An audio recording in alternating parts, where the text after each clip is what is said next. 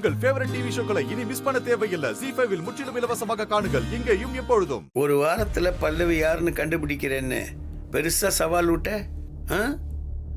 நாளையோட ஒரு வாரம் முடிய போகுது. இன்னும் பல்லவி யாருன்னு கண்டுபிடிக்க முடியல. உன்னால கண்டுபிடிக்க முடியாதுன்னு எனக்கு நல்லாவே தெரியும் தம்பி. அதான் உனக்கு ஒரு சின்ன ஹெல்ப் பண்ணலான்னு வந்தேன். என்ன கார்த்தி, வந்ததுலேருந்து நானே பேசிக்கிட்டு இருக்கேன், நீ எதுவுமே பேசாம அமைதியா இருக்க.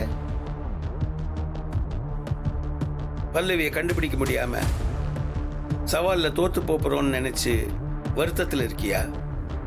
சரி விடு, பல்லவி யார் நானே சொல்லிடுறேன்.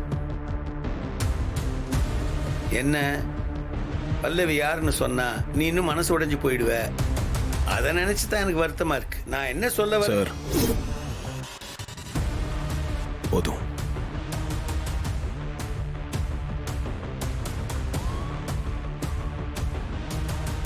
பல்லவி யாருன்னு நீங்க எனக்கு சொல்ல வேண்டியதில்லை.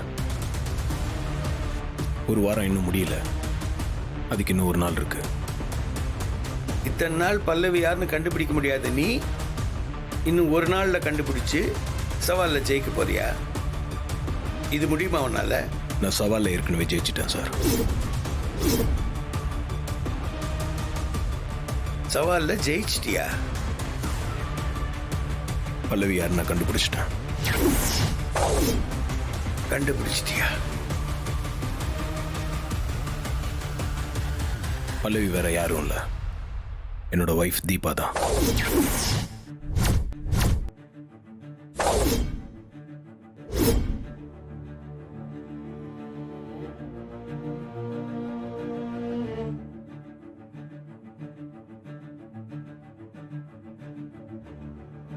இப்ப என்ன சார் சொல்றீங்க? தீபா தான் பல்லவின்னு உனக்கு எப்படி தெரியும்? யார் சொன்னது? உண்மையை ரொம்ப நாள் மறைச்சு வைக்க முடியாது சார். அது ஏதோ ஒரு விதத்துல வெளியே வந்துதான் தீரும். உன் கூடவே இருந்துக்கிட்டு உன் வைஃப் தீபா இத்தனை நாளா உன்கிட்ட உண்மையை சொல்லாம மறைச்சிருக்கா. உனக்கு தீபா மேல கோவம் வரலையா?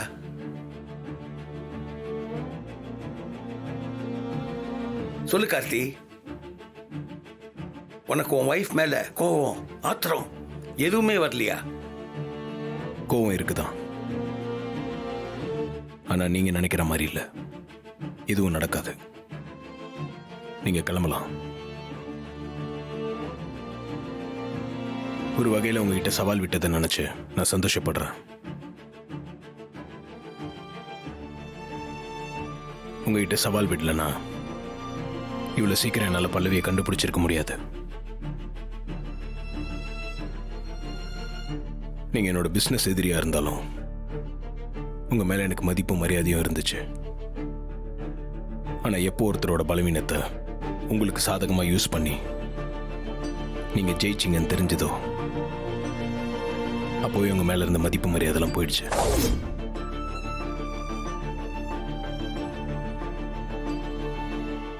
ZEE5 ஆப்பை டவுன்லோட் செய்து அனைத்து எபிசோடுகளையும் இலவசமாக பாருங்க.